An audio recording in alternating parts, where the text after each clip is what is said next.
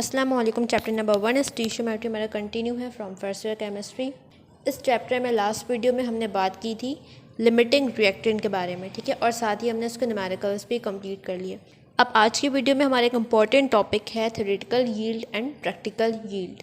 Easy topic है, important topic है। इस टॉपिक से हमने करना क्या है, इस टॉपिक से हमने डेफिनेशन करनी है थ्योरेटिकल यील्ड और प्रैक्टिकल यील्ड की, ठीक है। इसके बाद एक और डेफिनेशन है, उसके बाद इस टॉपिक के न्यूमेरिकल्स बहुत इंपॉर्टेंट है। 2023 के एग्जाम में इस टॉपिक से न्यूमेरिकल आया था, ठीक है। तो इससे हमने डेफिनेशंस भी करनी है जो कि डिफाइन द फॉलोइंग में आ सकती है, ठीक है, 1 मार्क की। इसके अलावा हमने इसके न्यूमेरिकल्स करने हैं।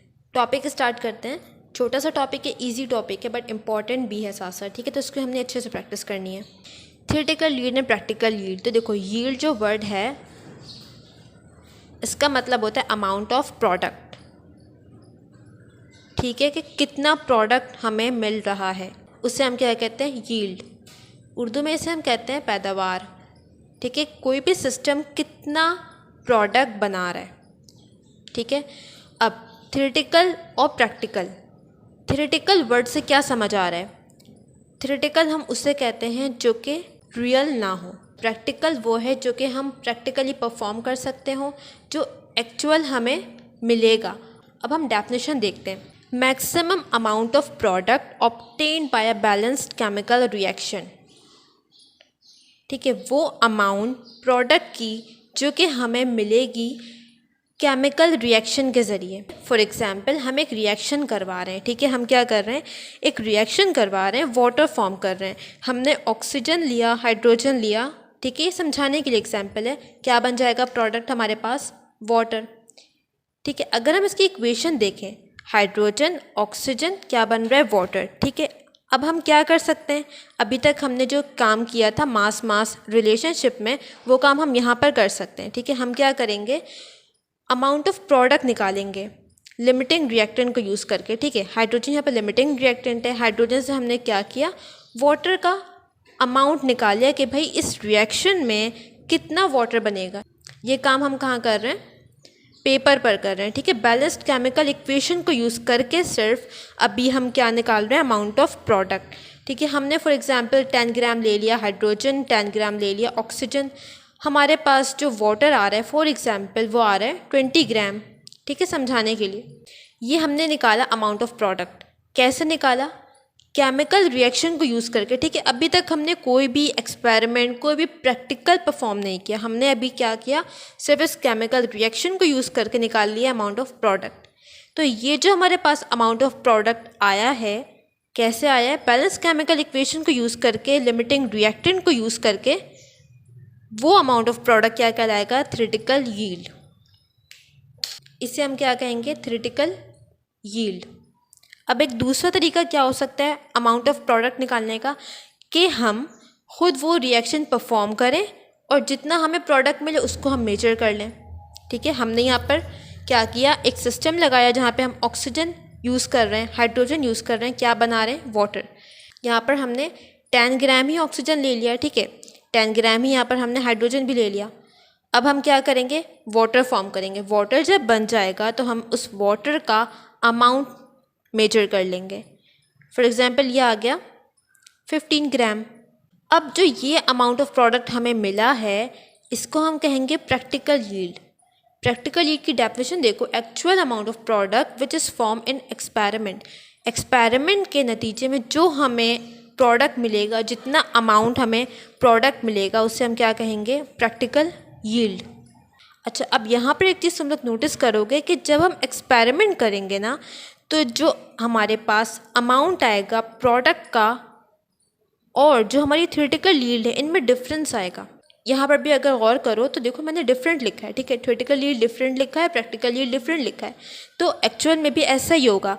जब हम केमिकल रिएक्शन के ज़रिए अमाउंट निकालेंगे वो दूसरी वैल्यू आएगी। जब हम उसको एक्चुअल में परफॉर्म करेंगे, एक्सपेरिमेंट करेंगे, तो जो हमारे पास प्रोडक्ट का अमाउंट आएगा वो डिफरेंट आएगा। वो इस थ्योरेटिकल यील्ड से डिफरेंट आएगा, इस थ्योरेटिकल यील्ड से कम आएगा।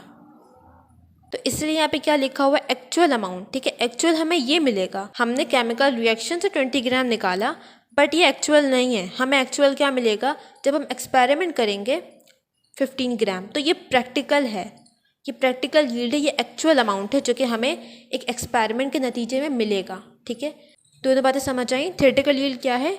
वो अमाउंट ऑफ प्रोडक्ट जो हम केमिकल रिएक्शन को यूज़ करके निकाल रहे हैं पेपर पर। ठीक है, प्रैक्टिकल यील्ड क्या है?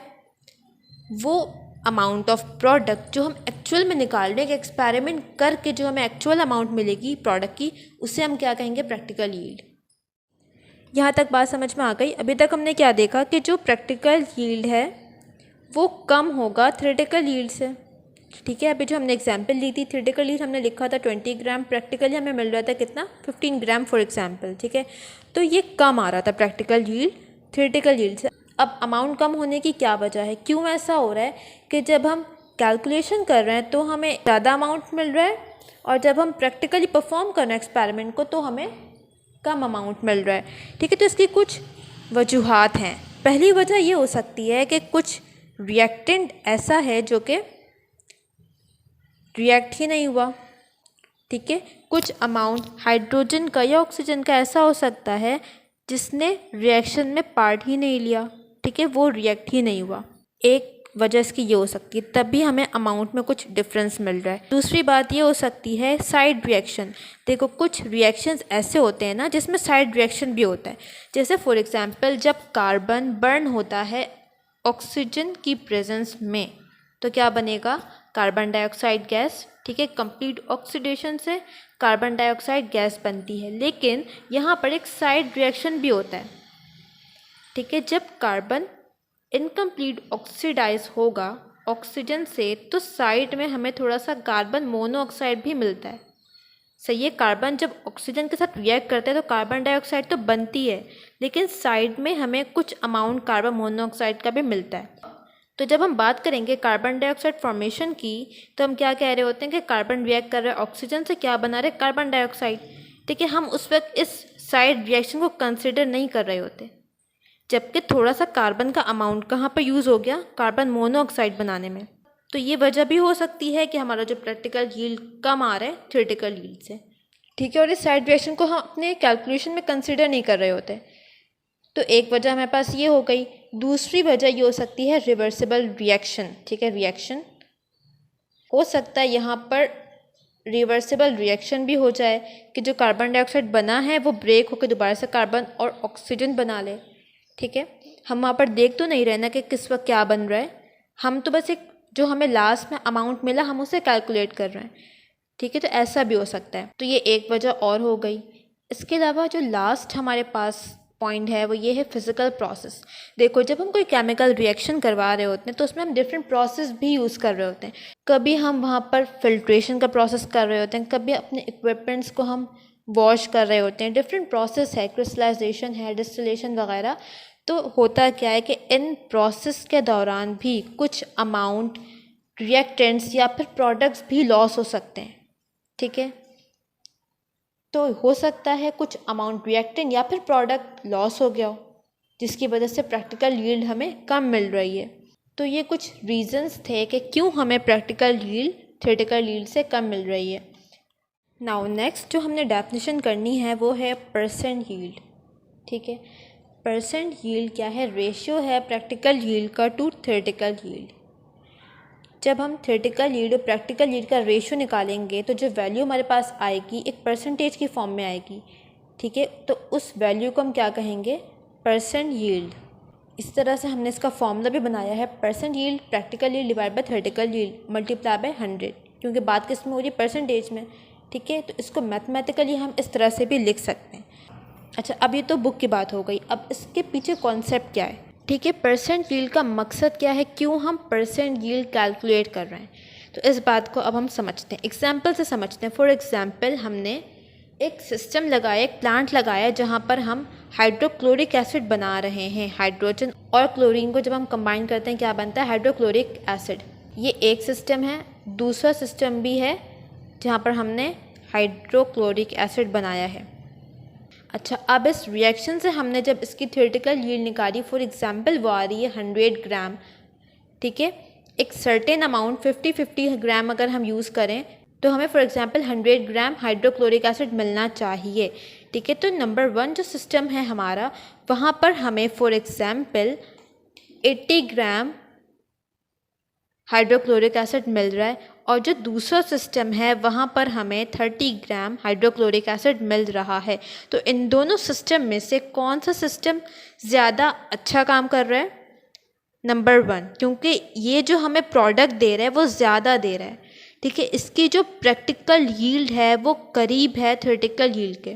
जबकि दूसरे सिस्टम से क्या बात समझ आ रही है? अमाउंट ऑफ रिएक्टेंट सेम है, थ्योरेटिकल यील्ड भी सेम ही होगी, बट प्रैक्टिकल यील्ड कम आ रही है। इसका क्या मतलब है कि हमारा जो प्रोडक्ट है वो सही नहीं बन रहा, हमारे रिएक्शन में कहीं प्रॉब्लम आ रही है, कुछ रिएक्टेंट हमारा लॉस हो रहा है, ठीक है। ये सिस्टम हमारा ज़्यादा एफिशिएंट है। एफिशिएंट मीन्स कि ज़्यादा अच्छा काम कर रहा है, ज़्यादा एक्यूरेट है। नंबर 1 सिस्टम हमारा ज़्यादा एक्यूरेट है, ज़्यादा सही फंक्शन कर रहा है, क्योंकि इसका जो अमाउंट ऑफ प्रोडक्ट है ये हमें ज़्यादा मिल रहा है, हमारे थ्योरेटिकल यील्ड के करीब वैल्यू आ रही है। तो हमने अगर ये बताना हो कि हमारा सिस्टम कितना अच्छा काम कर रहा है, कितना ज़्यादा एफिशिएंट है, तो उसके लिए हम परसेंट यील्ड कैलकुलेट करते हैं, ठीक है। अभी हम न्यूमेरिकल में भी कैलकुलेट करेंगे। फॉर एग्ज़ाम्पल, जो हमारे पास नंबर 1 सिस्टम की परसेंट यील्ड है वो है 80% और सेकेंड सिस्टम की है 30%। तो इससे क्या बात समझ आ रही है? परसेंट यील्ड ज़्यादा होने का क्या मतलब है कि ये सिस्टम उतना ज़्यादा एफिशिएंट है, उतना ज़्यादा अच्छा काम कर रहा है, उतना ज़्यादा हमें प्रोडक्ट दे रहा है। एफिशिएंसी बताने के लिए हम बात करते हैं परसेंटेज में कि ये सिस्टम इतना परसेंट अच्छा काम कर रहा है। तो परसेंट यील्ड के पीछे मकसद क्या है कि हमने ये बताना है कि हमारा सिस्टम कितना एफिशिएंट है, कितना सही काम कर रहा है, ठीक है। अब हम ये अपने न्यूमेरिकल्स में भी कैलकुलेट करेंगे।